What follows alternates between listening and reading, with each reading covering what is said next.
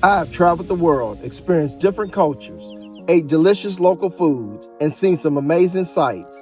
Now I want to share my travels with you. On this channel, we will bring you featured destinations, travel news, along with tips, deals, and everything travel. So let's get started.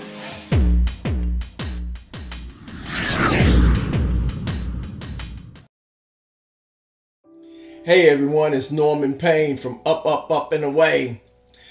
Thank you for stopping into my channel. If this is the first time that you've stopped in, thank you so much for dropping by.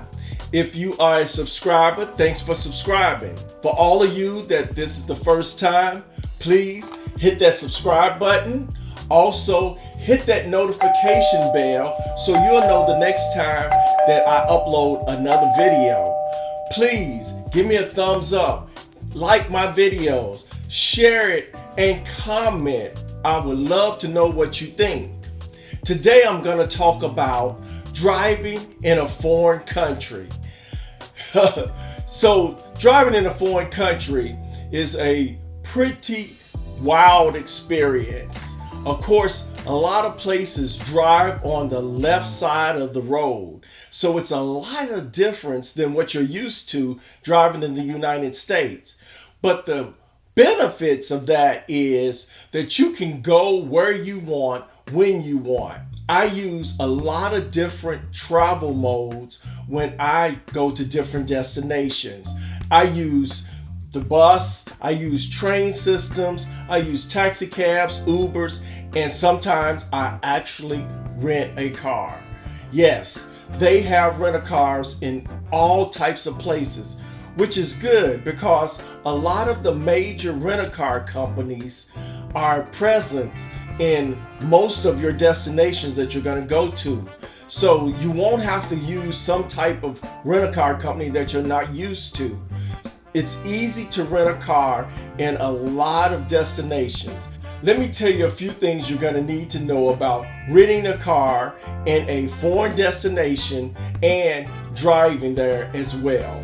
Some of the English-speaking countries don't even require you to have anything special other than your driver's license that was issued from the state you live in. That's all they need. They'll look at that driver's license. The funniest thing was the first time I did it, they told me I needed to get their driver's license. I believe I was in Aruba, and they asked me to get a Aruban driver's license. Yes, 5 minutes before I rented a car, they wanted me to get a driver's license. But all they did was charge me $5 and gave me a piece of paper saying I had a Aruba driver's license. Wow. They took me out there to a car. They had the steering wheel on the right side of the vehicle and told me to drive on the left side of the road. The first time it was crazy and I was scared, nervous, everything. But it was fine after I got used to it. Before you go to a foreign country and try to rent a car, get you an international driving permit. You can get that from AAA.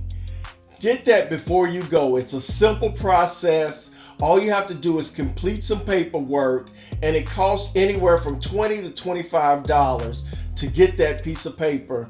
What it does is translate your license into foreign language, about I think 10 different languages, so that you don't have any problems driving that vehicle. In case you're pulled over, that license will translate into their language so that they'll understand exactly what type of license you have and the type of restrictions or not that you have.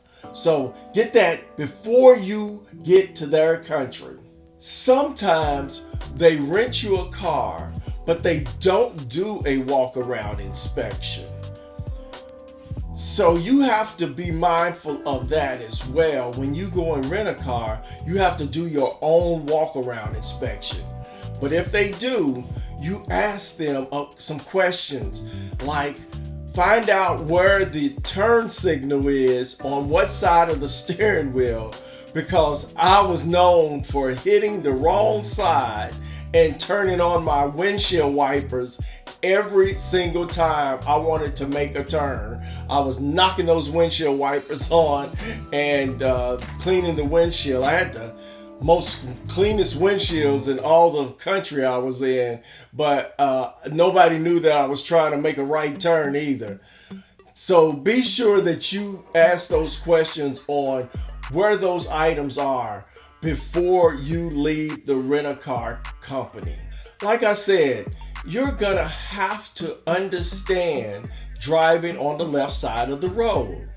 Now, one thing someone told me the first time I drove on the left side of the road, and it stuck in my head, even though every time I got in the car, I said, stay to the left, stay to the left, stay to the left. But this one statement stuck in my head. They said the left side is the correct side and the right side is suicide. So keep that in mind and you won't make a mistake. The left side is the correct side and the right side is suicide. You ain't gonna make a mistake if you got that in your mind. I never made a mistake, even though it is a little nerve-wracking when cars are coming at you and you don't even think about this right side of traffic coming dead at you every single time. Before you go to a foreign country and rent a car, find out about the insurance requirements because they are a little different. First off, you are not going to be able to use your insurance in a lot of countries. They don't recognize your insurance. So you're going to either have to get the insurance at the rent-a-car company or find out if your credit card insures rent-a-cars. If so, you'll be fine. Just rent that car with that credit card. Now, honestly, once you turn it in, you don't have to pay for it with that card unless you have an issue with the car and there's some damage. Then you have to pay for it so that the insurance kicks in and takes care of that damage. But if there is no damage, you can pay for it any way you choose, whether it be cash or with another card. You can pay for it any way you choose after you return the car and it is checked in as being okay. So check with your credit card company to find out if they insure rent-a-cars, especially if they insure one at a foreign country. So when you rent a car in a foreign country and you're driving around, the best thing to do is first off is get a map. An old-fashioned map will help you to know in. A GPS in the country that you're in will help you. You cannot rely on your phone GPS. Sometimes it does not update like it would if it was in that country. So you can't rely on that. If you take a GPS unit with you, you might have to get it uploaded with that country that you're visiting. And sometimes that's very expensive. So if you're gonna go to a country and rent a car from one of the major rent-a-car places, call them and ask them, will they rent you a GPS and how much that costs per day or per week if you're gonna keep the car for a week. And compare that to uploading, say, a unit you have with their information. Like I said, or get a old-fashioned map. Let me tell you, I was in St. Lucia one time, and the airport is on the southern part of the island, and I was going to the most northern part of the island. So I took off driving towards that place. I think I landed maybe about 2 p.m. that afternoon. About 6 o'clock, I'm lost in the middle of the island and I don't know which way to go, where this place is I'm headed to. I had rented an Airbnb up at the top of the island, so I'm driving through some neighborhood and I finally run up on a police station. I said, wow, Thank you. So I stop at the police station to ask the policeman inside, how do I get to my Airbnb? He comes outside and scratches his head and tells me he can't help me. So now I'm really lost. If a police can't help me to get there, I don't know how I'm going to get there. So I try to figure it out. I finally end up in the major city on the coastline. By that time, the landlord of where I was staying at the Airbnb, he calls me and I tell him where I'm at and he tells me how to get there. Sometimes that is not going to happen for you. Like I said, get you a map out where you're going before you leave the rent-a-car company. Get them to help you to map out where you're headed to. And be sure you do that before you leave daily, so you know exactly where you're going. You know exactly where turns you gotta make. Look for landmarks, because it gets confusing when you get inside some of these cities. They have very narrow roads and streets. They have winding, curvy mountainside roads. I mean, it can get to be something crazy if you don't know where you're going. When I was in St. Lucia that time, I rode around these curvy mountains. I was so nervous because the road was narrow and it was off on this, you could fall off of the cliff.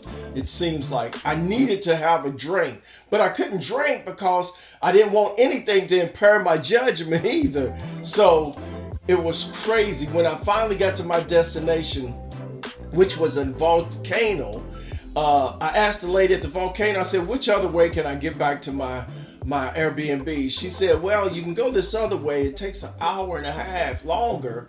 And I told her, that's okay. I'll go that way. If the roads are better, that's the way I want to go. And she said, yeah, it is. And that's the way I went. An hour and a half longer for better roads, because my nerves were shaking from riding on these curves and people riding up behind you, blowing their horn. It was a mess. I was a mess. I was so nervous. It was pathetic. I was a mess. The other thing I'm going to stress is that you should get your paperwork in order.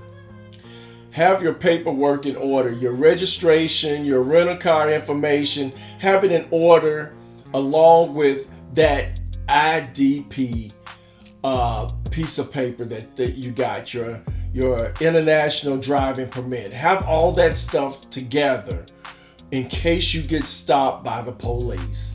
Because in the United States, it gets you nervous when the police roll up behind you here.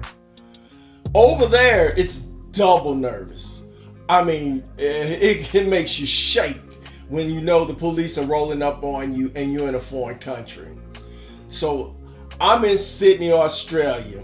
Just got there. I make a wrong turn and I said, well, I'm going to make the next turn because it can get me back on the right track. So I'm driving and I roll up on a roadblock. There is police standing there with a stop sign telling me to come towards them. They got cones in the road and then they tell me to pull over to the side. So the police walks up to the door. He says, I'm going to need to do a breathalyzer. Well, I've been flying all night, so I was good. He says, I need to know if you've been drinking in the last 15 minutes. I said, 15 minutes? I said, in Atlanta? Shoot, you could have been drinking in the club and it takes you 15 minutes to walk back to your car. I said, so you be safe in Atlanta if you had to do this. So he gives me a breathalyzer. Anyway, he tells me that I'm good and that, I can go about my business. I asked him for directions and I'm on my way. But nevertheless, it was nerve-wracking to turn the corner and there's police everywhere. And they're standing there telling you to come forward. And you kind of think about not coming forward, but you shouldn't do that. You got to go forward because you're in a crazy place and you don't want to try to run from police. anywhere. So anyway, it worked out all right. Another thing is always wear your seatbelt. I don't care what the situation is, put your seatbelt on, because you don't want to be in nobody's country and be pulled over for not having a seatbelt. Over in Belize, they have checkpoints where they stop you just to check your license and to see if you're wearing your seatbelt. So that's all I have for you today. Like I said, if you are not a subscriber, please hit that subscribe button, hit the notification bell so you'll know next time when I upload another video. Please give me a thumbs up, like my videos, leave me comments. I want comments, so leave me comments. That's all I have for you today. So until next time, see you later. Peace. Please like this video, share it, and subscribe to my channel. Also follow me on all my social media.